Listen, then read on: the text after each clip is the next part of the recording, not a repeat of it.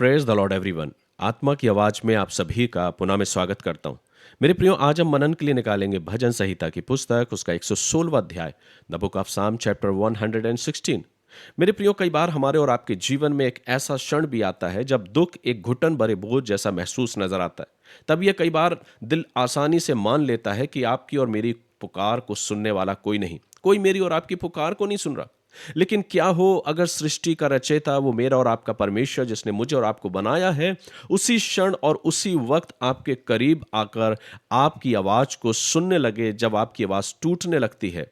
यही भजन संहिता 116वें अध्याय का सार है और मेरे और आपके जीवन को बदलने वाला भजन है। कई बार जब हमें यह लगने लगे कि हमारी आवाज टूटने लगी है और हमारे और आपके जीवन में दुख एक बोझ के समान नजर आने लगा और ऐसा प्रतीत नजर आए कि कोई आपकी पुकार को नहीं सुन रहा, तो आप भजन 116वें अध्याय का मनन जरूर करें।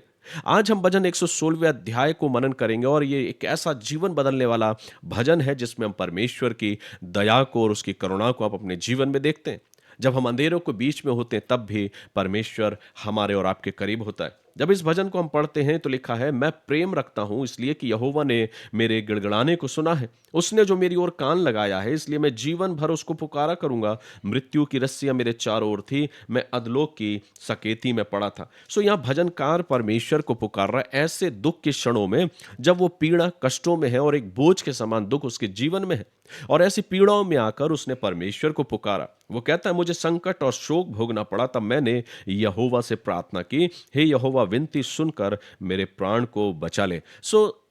परमेश्वर का वचन, भजन संहिता मुझे और आपको ये सिखाता है कि ऐसे समय में जब बोझ उसके जीवन में है, वो प्रार्थना करता और परमेश्वर को पुकारता। कई बार हमारे और आपके जीवन में भी कुछ ऐसे होता है जब हम बोझ से दबे हुए होते हैं और ऐसा लगता है कि आपकी पुकार को सुनने वाला कौन है। जब आपको नजर आए कि कौन आपकी पुकार को सुनने वाला है, स्मरण करें भजन 116वां अध्याय जिसमें दाऊद परमेश्वर को पुकारता है दुख के क्षणों में भी। आगे वो क्या कहता है, यहोवा अनुग्रहकारी और धर्मी है और हमारा परमेश्वर दया करने वाला है। यहोवा भोलों की रक्षा करता है, जब मैं बलहीन हो गया तब उसने मेरा उद्धार किया। सो मेरे प्रियो, दर्द के क्षणों में भी जब कई बार शब्द हमारा साथ छोड़ देते हैं, होठों से शब्द नहीं निकल पाते, तब मन की गहराई से एक सच्ची पुकार निकलती है। कई बार ऐसा लगता है कि कोई सुन नहीं रहा, लेकिन जब भजन 116वें अध्याय का हम मनन करते हैं तो यह भजन मुझे और आपको सिखाता है कि परमेश्वर हमारी हर एक पुकार को बहुत ध्यान से सुनता है।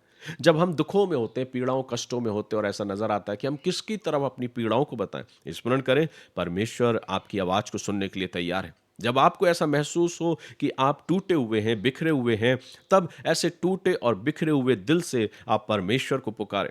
तब यह एक आवाज नहीं होती मेरे प्रियो, यह एक जीवित संबंध दर्शाता है कि मेरे और आपका संबंध मेरे परमेश्वर के साथ क्या है। यह एक जीवित संबंध की वो अभिव्यक्ति है जो हमें परमेश्वर पर निर्भर रहना सिखाती। बेशक कई बार हम सोचते हैं परमेश्वर बहुत दूर है, लेकिन ऐसा नहीं है। परमेश्वर दूर नहीं, वह आपके दर्द के बीच में भी आपके और करीब आ जाता है। उसका प्रेम आपको खुशियों से भर देता है, उसका अनुग्रह आपके लिए पर्याप्त होता है।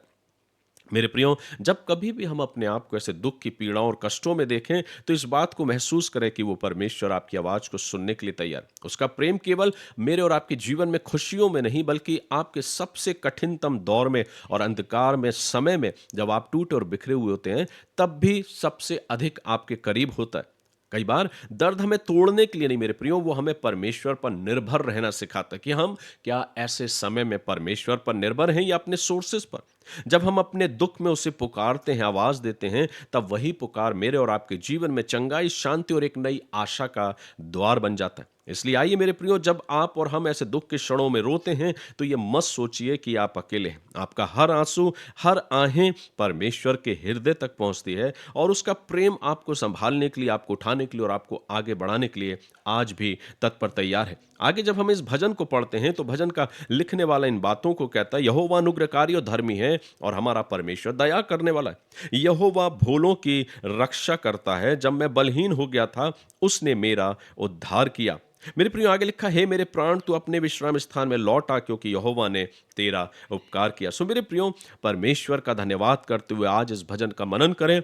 अगर जिंदगी में कुछ ऐसे क्षण आते जब हम टूटे बिखरे हुए होते हैं, अपने आंसुओं से आंखों को भिगोते हैं और अपनी आहों को पुकारते हैं, तो स्मरण करें परमेश्वर सिर्फ सुख के समय में भी नहीं, पर वो आपके दुख के समय में भी आपके करीब है और आपकी आवाज को सुनने के लिए तैयार है। भजन 116 के 17वें पद में लिखा, मैं तुझको धन्यवादी बलि चढ़ाऊंगा और यहोवा से प्रार्थना करूंगा। मैं यहोवा के लिए अपनी मन्नतें प्रगट में उसकी सारी प्रजा के सामने, यहोवा के भवन के आंगनों में, हे यरूशलेम तेरे भीतर पूरी करूंगा, यहाँ की स्तुति करो। सो मेरे प्रियो, ये भजन एक ऐसा भजन है जो मुझे स्मरण दिलाता है कि स्वर्ग का परमेश्वर आज भी आपकी आवाज को सुनने के लिए तैयार है। प्रभु इन वचनों के द्वारा आप सभी को आशीष दो और ऐसा अवसर दे कि हम सब मिलकर परमेश्वर के नाम का धन्यवाद करो और दुख के क्षणों में अपने सोर्सेस पर नहीं, पर अपने प्रभु को पुकारने वाले हो। God bless you.